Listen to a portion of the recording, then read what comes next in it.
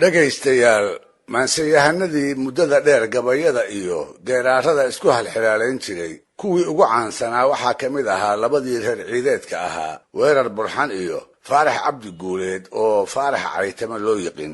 waxay ahaayeen laba gabyaa oo aan kala dhicin isu dhigma oo maansada ku kaftami jiray ku xafiiltami jiray mararka qaarkoodna aad isugu jareexan jiray ha isu dhigmeen oo hibada maanse curinta labadu ha ka wada sinaadeene waxbaa faarax u dheeraa wuxuu ahaa nin ay wax fiicanay uga bilownaayeen qaar ka mid ah kasmooyinkii kutubta carabta oo keliya waayadiisii ay soomaalidu ka baran jirtay gaar ahaan fiqhiga shareecada islaamka mandiqa iyo xidiga aqoonta taasna waxaa lagu rumaysan karaa gabaygii halxiraalaha iyo xujooyinka miiran ahaa ee uu kaga qaybgeli jiray silsiladii maanso ee harac dheera la baxday hormuudyadii gabayga soomaaliduna bilowgii qarnigii 20aad ay isugu halcelin jireen waa silsiladii hunguriga iyo cirweynada ku saabsanayd ee cali sharmaarke qamaan bulxan cali dhuux sayid maxamed gooni cabdi xaaji ismaaciil mire iyo maanseyahanadii kale ee afkooda la dhowri jiray ay isku arkeen raggaa aan soo magac dhibay ayay weerar iyo faarax la-aynay ahaayeen kol dhow sidaan filaayo inaad ii furi doontaanna tixaha halxiraalaha ee labadooda naga soo gaaray waa qaar aad u cudoon murti weyn xambaarsan in door ahna inaga baraaya indheergarannimada maanseyahanadii hore ee soomaaliyeed si kastaba ha ahaatee qaybaha aanan hubin in idaacad laga baahiyo inay ku habboon yihiin intaan iska dhaafo aan idinka soo xulo 3 su'aaloodoo weerar uu faarax ku halxiraalaystay isla goobtii lagu weydiiyena uu faarax ku wada furay weerar ayaa halxiraalihiisii hore wuxuu faarax ku caraystay inuu sheego waxa uu uga jeedo rida dhashay oo waxartii laga soo qabtay ay isla markiiba reerkii lahaa caana ugu filaatay yar iyo weynna ay ka wada dhergeen wuxuu yidhi rid dhashoo waxarteedii reer dhan caana ku deeqday bal risaale ka sheeg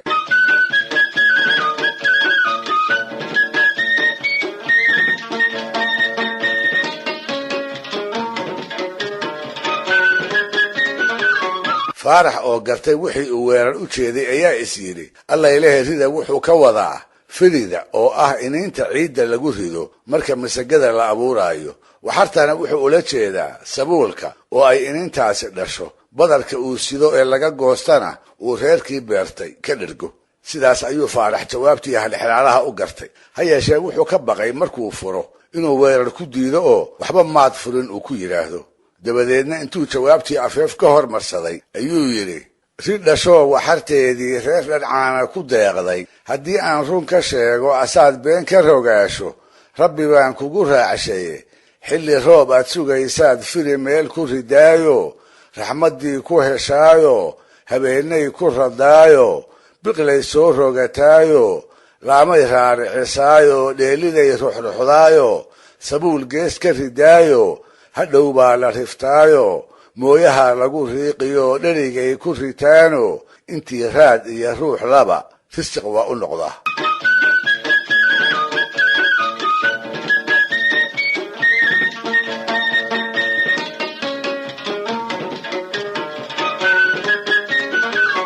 halxiraalihii labaad ee weerar bulxanna waxa uu ku saabsanaa raha oo ah bahal yar oo biriga iyo biyahaba ku noolaada markuu roobku da'ana aan afka isku darine ballida iyo jidhaamaha goor walbaba ka jeeleeya su'aasha weerar waxay ahayd faaraxow marba haddii noolayaasha oo idil ay iniba abuur ahaan isu raacsan tahay ma sheegi kartaa bahalka raha la yidhaahdo bahallada cidda ay isu xigaan ee ay bahwadaagta yihiin wuxuu yidhi inta raad iyo ruux leh lababa way isku rafiiqe rahyay aana yihiin faarax wuxuu taana ka celiyey jawaab aan kaftanku ka marayno qofkii maqlaa aanu horayn inuu muusoodo haddii uusan qoslinba gaar ahaan markuu dhab u yaqaan abuurta raha iyo dhurwaaga wuxuu yidhi raadka ka weynoo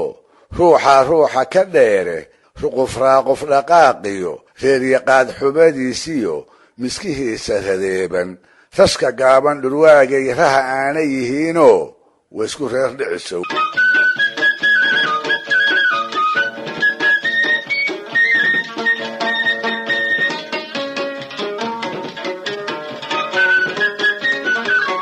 halxilaalihii saddexaad ee weerar wuxuu isaguna ahaa faaraxow waxaad sheegtaa 30 reer oo sacna allaha ka dhigay aan bar adduunyo lagu ogeyn haddana qumbayaal subag ah qaadi karila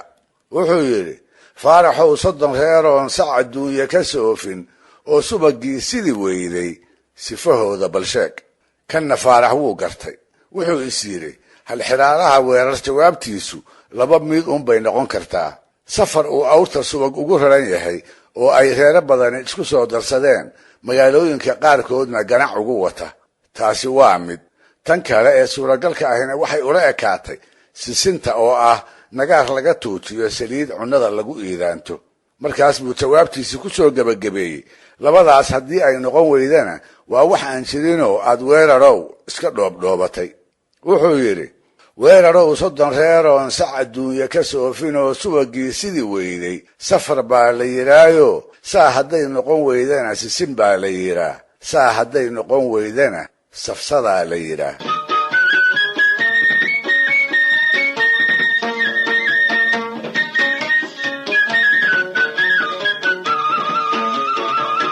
waxaa in dib loogu noqdo mudan madahaygana faahfaahin dheeraada u baahan ereyga safsado oo geeraarkiisa jawaabta ah meeriska ugu dambeeya uu faarax ku soo qaatay waa marka uu leeyahay saa hadday noqon weydana safsadaa la yidhaah ereygu waa safsada waa erey asal ahaan afka giriigga ka soo jeeda dabadeedna afka carabeed ku soo biiray waa hore iyo waqtiyadii falsafadihii ummaddaas ay afkooda u soo rogan jireen waa erey cilmiga mandiqa la yidhaahda lagu yaqaan loogana jeedo hadal israacsan iyo hawraar inay toosan tahay la moodo oo si qurxoon la isu saarsaaray si aan run ahayne loola jeedo in dood markaa taagan lagu marsado qof ama dad loo dan leeyahayna lagu marin habaabiyo sidaa darteed adeegsiga ereygaasi wuxuu markhaati u yahay faarax caytama inaanu gabyaa keliya ahayne uu lahaa aqoon rasmi ah oo uu kutubtii hore ka kororsaday sida la wariyena isaga oo ardaya uu culunta qaarkeed magaalada harar ugu xeraystay wax badanna halkaa